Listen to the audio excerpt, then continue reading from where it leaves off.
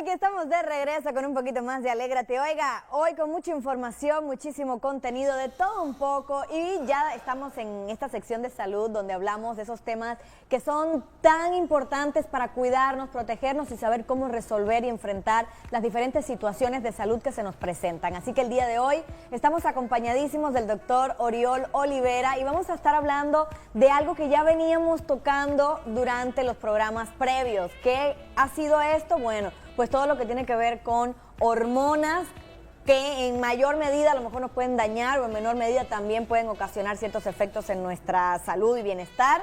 Y por otro lado también cómo mejorar nuestra calidad de vida cuando vamos ganando algunos años y queremos siempre permanecer jóvenes, bellos y esbeltos. Así que bueno, doctor, bienvenido, qué gustazo. Al contrario, corazón, el gusto es mío de estar contigo y con tu auditorio.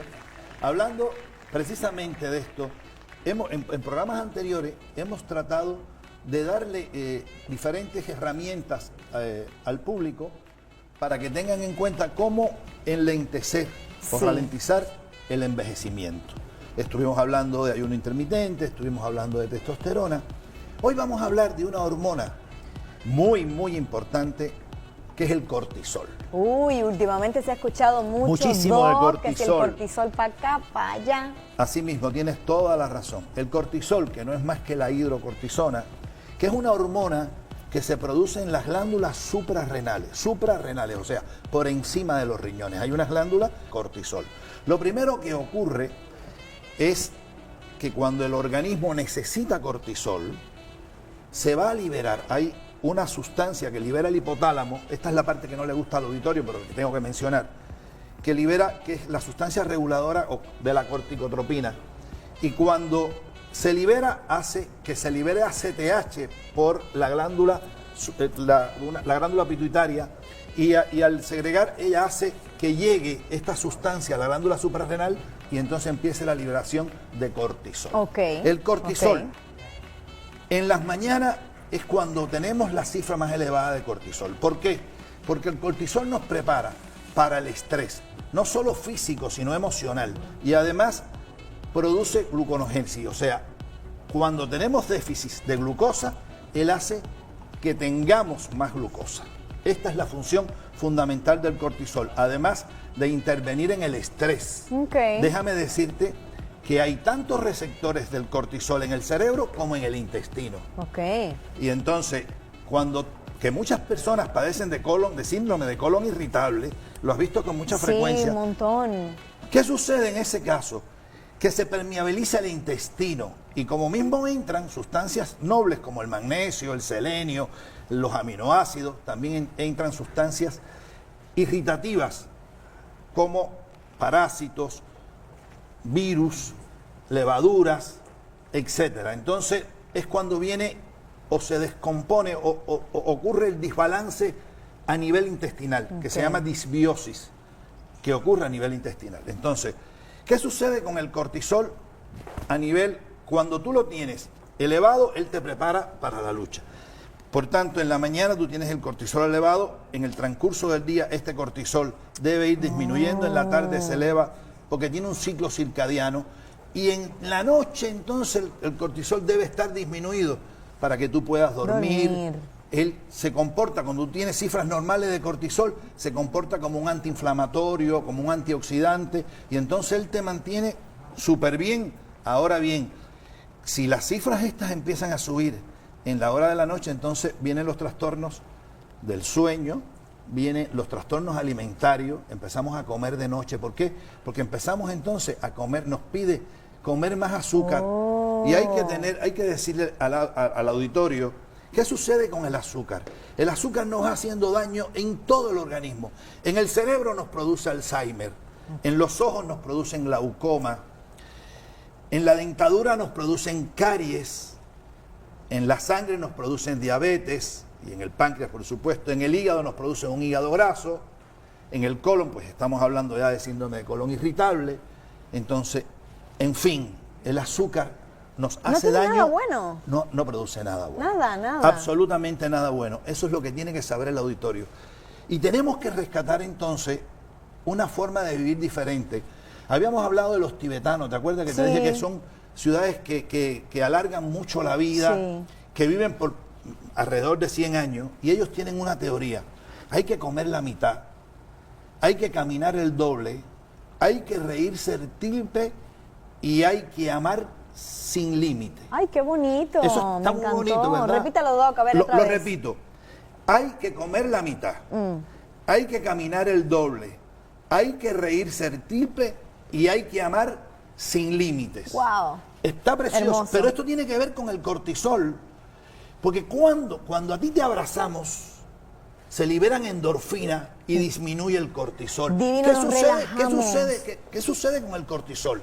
El estrés, cuando tú estás en un semáforo y de pronto te entretienes y alguien atrás está con el claxon agitándote, esta vida que de pronto alguien te ve de mala forma, esa irritabilidad que existe, eso es por aumento del cortisol. Wow, Eso es lo que nos tiene. No solo la ausencia de estrógeno, sino el exceso de cortisol hace que la mujer entonces en el periodo menopáusico y perimenopáusico sufra todas las dolencias que sufre propias, no solo la mujer, también los hombres en la andropausia lo sufrimos. ¿Y qué sucede también con el cortisol en defecto? Hay un término que se llama fatiga adrenal, que todavía no es una forma de diagnóstico, pero es un término que estamos manejando. En esta semana pasada estuvimos reunidos un grupo de expertos de hormonas bioidénticas en la Riviera Maya, estuvimos hablando de muchas cosas y uno de los términos que manejamos fue la fatiga adrenal. ¿Qué cosa es la fatiga adrenal? Es aquel individuo que se levanta sin energía, sin ganas de enfrentar la vida, con dolencias, con apatía. Este no tiene ganas de levantarse y ir al gimnasio.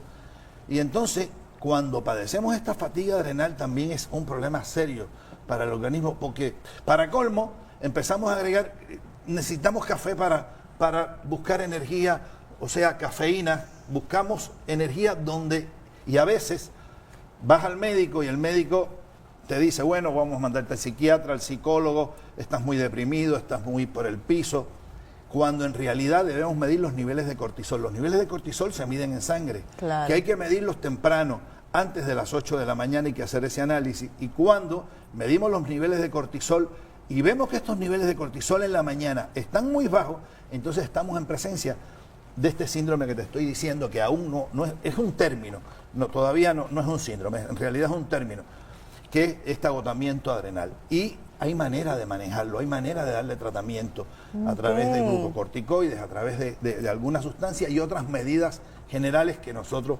podemos darle. Totalmente, Doc. Fíjese que ya nos empiezan a llegar algunas preguntas. Adelante. Y dice así la primera. Buenos días, saludos al programa desde Texas. Mi nombre es Gerardo. Dice Gerardo, yo padezco de hipoglucemia. Hipoglucemia, Y necesito el azúcar.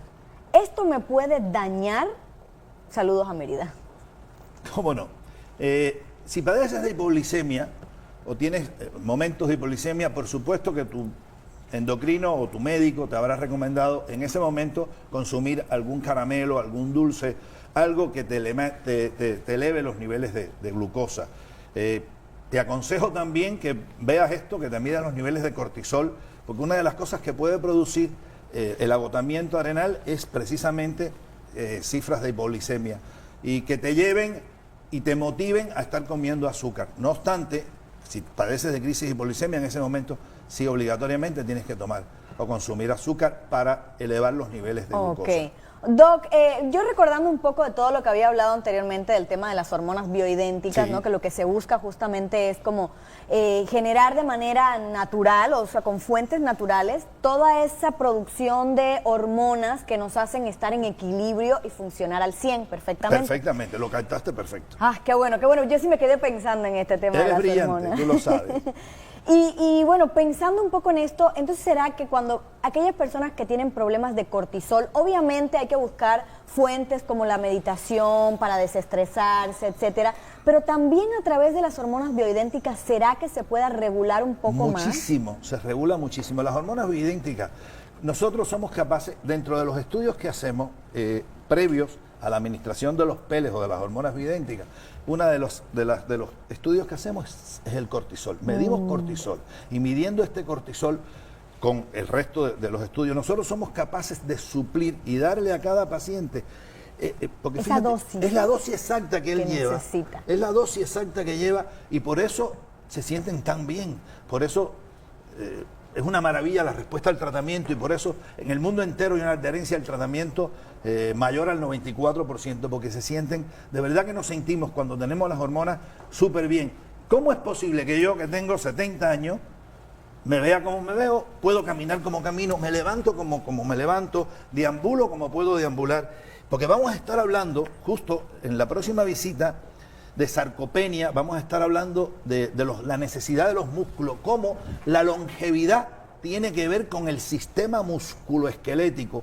Los músculos son muy importantes y yo sé que no nos gusta hacer ejercicio, a ninguno nos gusta, claro, pero hay que buscar la manera de hacer el que más nos guste, porque esto es otra manera de nosotros mantener estable las hormonas, nuestro equilibrio en forma general, incluyendo el cortisol, por supuesto, porque en el gimnasio y en los ejercicios liberamos mucha ansiedad, liberamos mucha de nuestra angustia.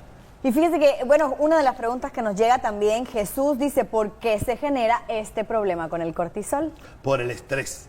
Es la única razón. La única razón es el estrés. El estrés nos eleva el cortisol, porque el cortisol, como dije, nos prepara para enfrentar la vida, para las eventualidades propias del diario, y lo otro que hace que se libere cortisol es cuando tenemos cifras muy bajas de azúcar. Cuando tenemos las cifras, por eso yo le decía al señor que padece de hipoglicemia que se mida en ayunas temprano, antes de las 8, los niveles de cortisol, ver cómo están sus niveles de cortisol, porque es un estudio que no se hace con frecuencia, lamentablemente, y que muchas personas pueden padecer. Tienen por ahí, exactamente.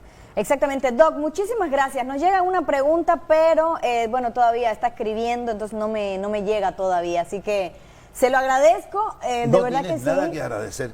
Qué bueno que te haya gustado el tema, qué bueno que el auditorio esté al tanto de estos temas, que vamos a seguir hablando de cómo ralentizar o enlentecer el envejecimiento y cómo lo hacemos con calidad. Exacto. Vamos, porque el problema es vivir muchos años con calidad. Exactamente. Y bueno, ya nos acaba de llegar la pregunta. Dice Natalia, nosotras las mujeres que nos estresamos, ¿generamos más cortisol que los hombres? No necesariamente liberan más cortisol que los hombres. Es como somos muy similares. Parecido.